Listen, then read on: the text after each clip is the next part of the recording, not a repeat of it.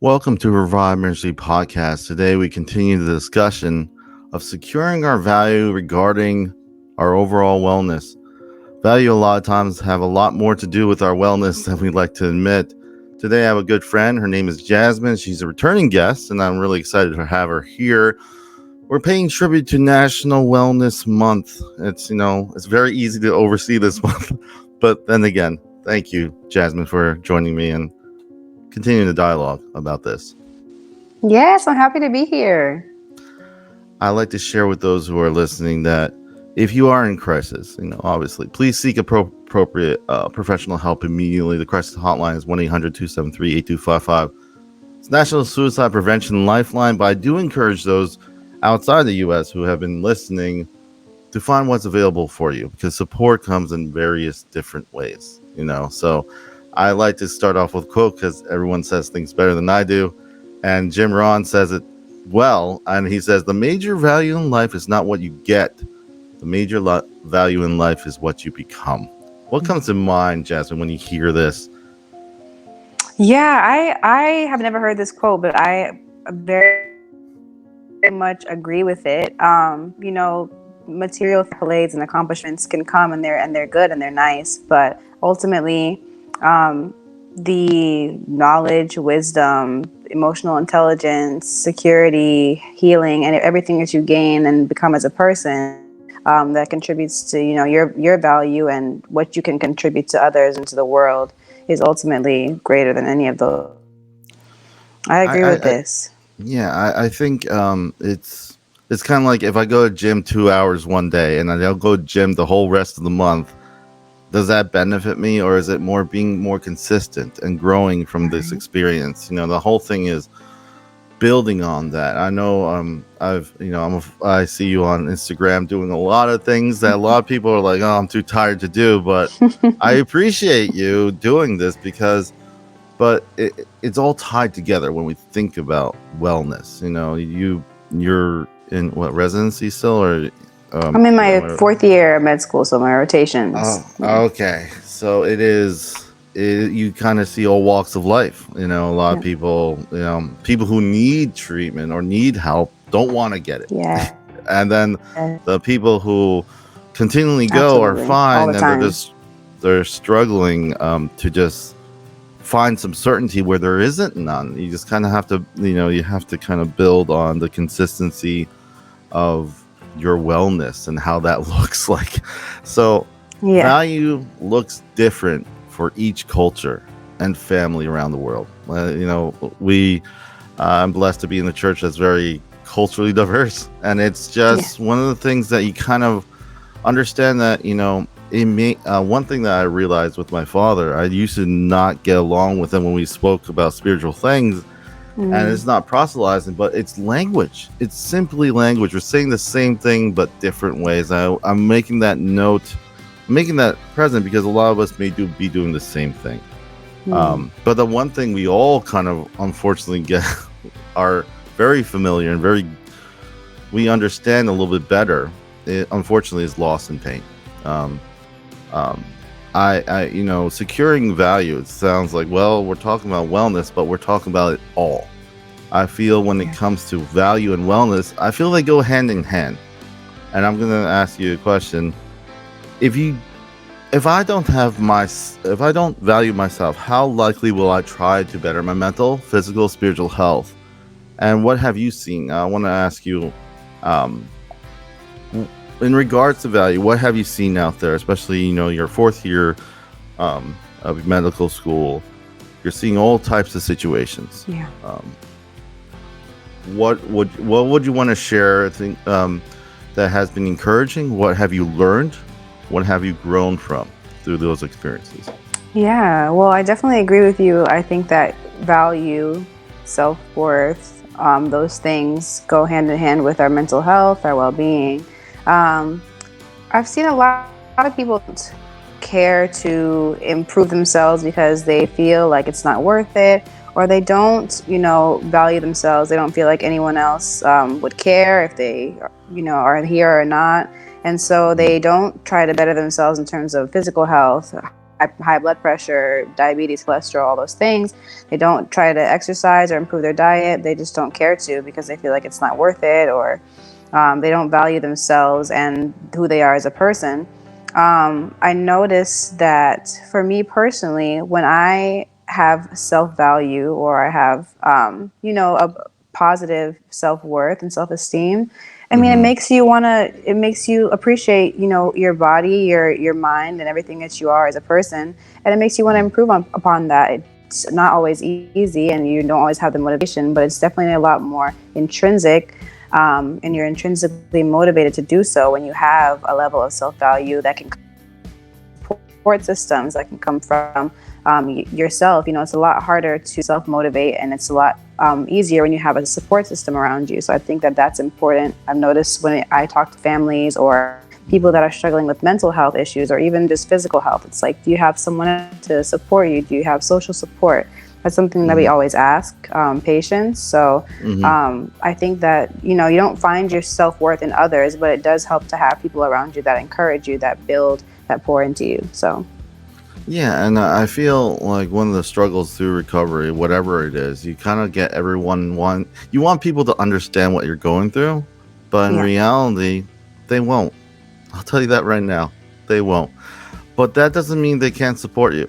true, That's kind of a very true. strange thing. One thing I think definitions of words really matter. Mm, Sometimes we look at value and we're like, well, that means one thing for one person versus another person.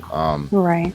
I think one of the things, some of the people I work with, some of my clients, I just remember a lot of pain, a lot of family Yeah, members maybe really upset with this individual, and probably with reason. But I'm working with a person then. I'm present then and moving forward. So when I'm yeah, thinking about this concept of value, it comes to connections. And you mentioned it a little bit. You have to kind of have that support and whatever that looks like. And I think defining words. I think when I mentioned the whole mindset or value later on, is everything's changing. That's the one constant, is things keep changing, and yeah, that actually holds in our benefit, because if I was, like, let's say I'm struggling, let's say I'm sick, doesn't mean I always has to be sick. Doesn't mean that my life ends because I'm sick. You know what I mean? So there's this kind yeah, of perspective that changes. So I feel defining words do matter. How we look at our lives and what does it mean does matter. There's two mindsets, the healthy one, and that's just very broad, and the unhealthy. And I think I kind of asked you this, but if you could share, and this is just an open-ended question, you could go wherever you want to go. Those listening right now, something that has helped you, or someone that is struggling with value, what would you say to them right now? They're listening, they're just sitting there listening to this podcast. Somehow they found it. I'm very happy that you're listening, but what would you say to them? What would you say? Obviously everyone has their own experience, their own story, their own testimony, whatever it may be, purpose-driven recovery, something. There has to be a why. Why do you do what you do? What would you say to these yeah. people? Yeah, go ahead. Yeah, I hope that you can hear me. Probably keeps cutting in and out, so I hope that I'm stable on your screen. But Yeah, the audio is stable. Sometimes it's a little okay, choppy, but good. I think it's good. Yeah. Okay, good, good.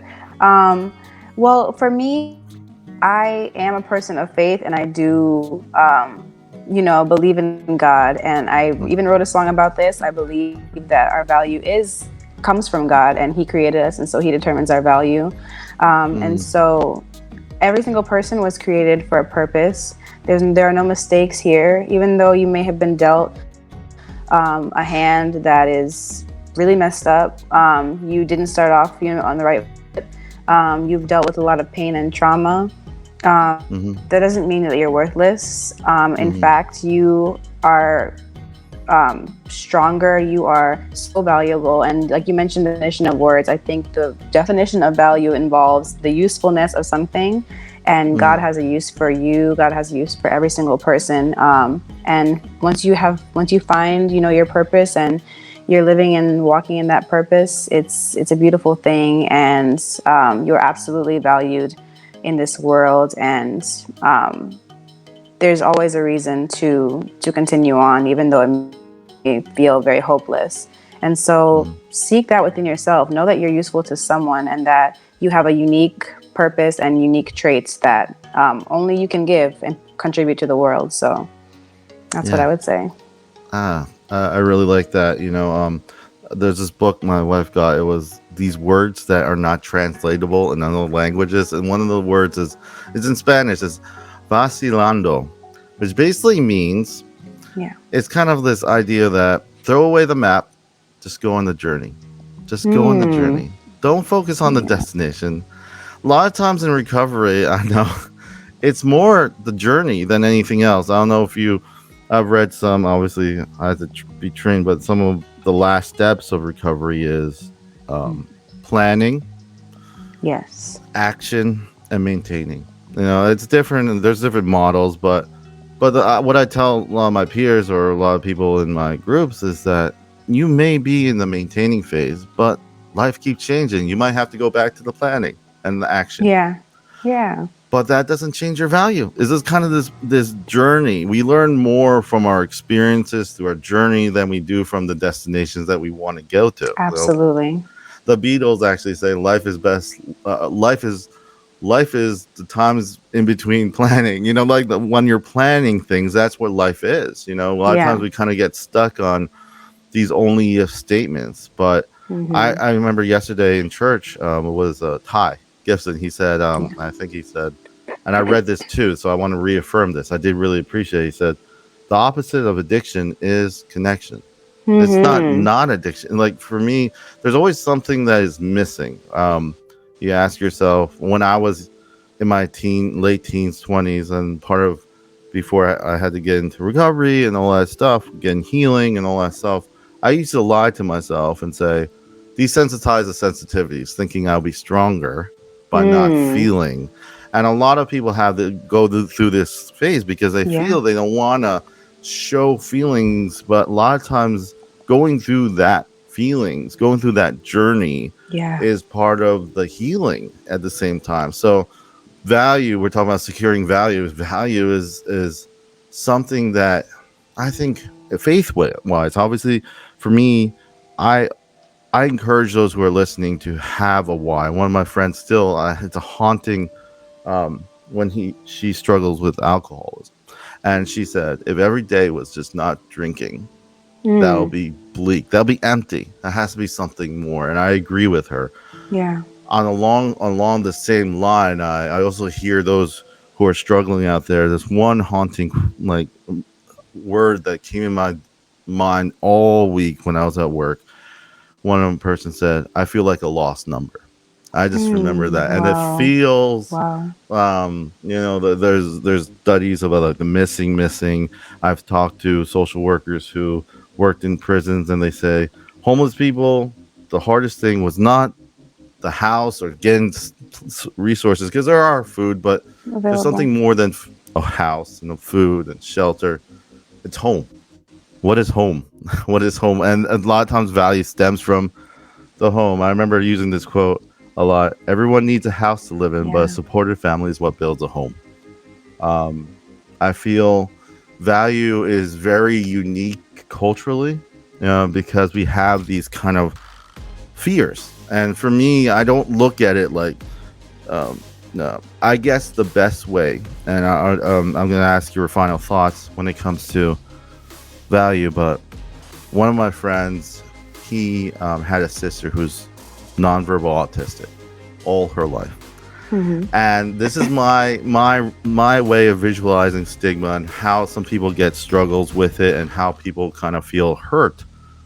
He over explained, and we're about to see his sister for an hour or two. She lives it all her life, and it's Mm. only an hour or two of inconvenience.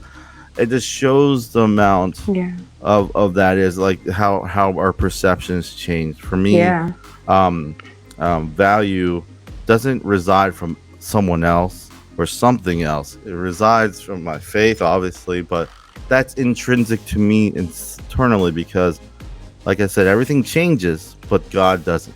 And that's the one Yes. comforting thing. If you Yes, want to go absolutely. very, very kind of have a rational, if you're just like, I don't know about all this other stuff when it comes to my faith, or people are like really pushing all these talking points, and I say, no, it's really just keep it simple. Why do we care about these things? Why do we care about value? Why we always say those health workers out there really helping? Because the families, the friends, the people who are sick, the people who are needing help. That's why we care about mental health. That's why we care about our physical health. That's why we care about all this stuff. I'm wrapping things up, but I'm not trying to rush through. But I want to, I think we covered a lot. I know. Yeah. I just want to ask, when it comes to you, what final thoughts do you have? Obviously, value could go anywhere, and um, anything you want to share, anything you want to add, anything you want to say.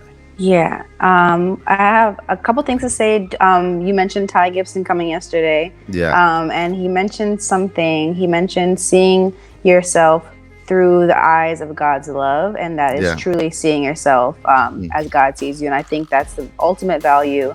I think that's a beautiful concept, and I think that's how we all should, give ourselves a little grace, see ourselves through the eyes of God's love. He truly values us and loves us.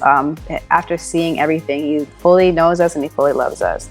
And the other thing that I wanted to say in terms of mental health is prioritizing it.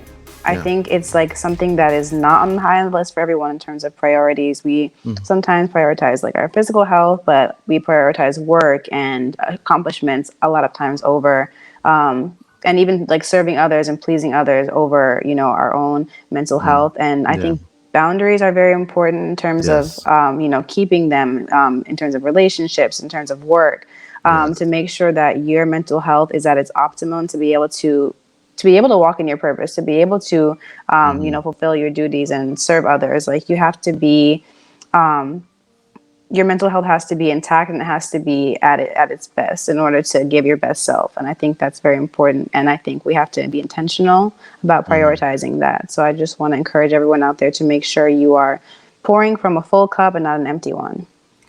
I really like that because that's the one thing I had to learn. The whole Mm, thing of not bringing work home. I'm not going to help yes, everyone, and that's okay. that's I okay. have to be okay with that.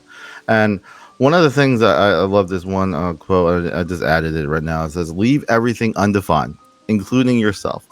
Befriend uncertainty. Fall in love with mystery. Kneel at the altar of not knowing. Give your questions time to breathe, and the answers will find I you." love that. That is Jeff Foster who wrote that. That was quoted. I just love it because it's just such a balanced approach. Because honestly, Hmm. I think a lot of times we get in trouble when we get consumed by our fears, Yeah. when we're short or we don't give enough time to be there present with someone. So we may say something shorthandedly, and the person may be hurt. Yeah. Allowing yourself, like you said, boundaries, boundaries, boundaries. We don't talk about it enough because we think it's Absolutely. something bad. Oh no, it's good because it allows me to process.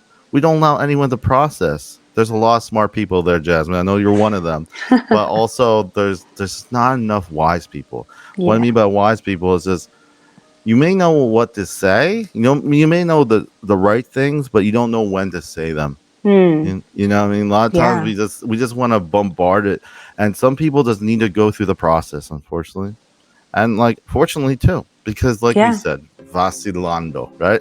The journey. Vacilando. Throw the map out. Just go. Open road mentality. I really love it. What I I love it. love that. I love that mentality. When's the last time when you turned off your GPS when it's just down the road? Some Hmm. people just get locked into it, but Yeah. I just want to say thank you, Jasmine. This was great. Yes. Really just having a quaint conversation about wellness. Sometimes when Yeah. they think national wellness, they're like, okay, I gotta eat broccoli, I have to do this, I have to cut this, I have to do this, I have to do this.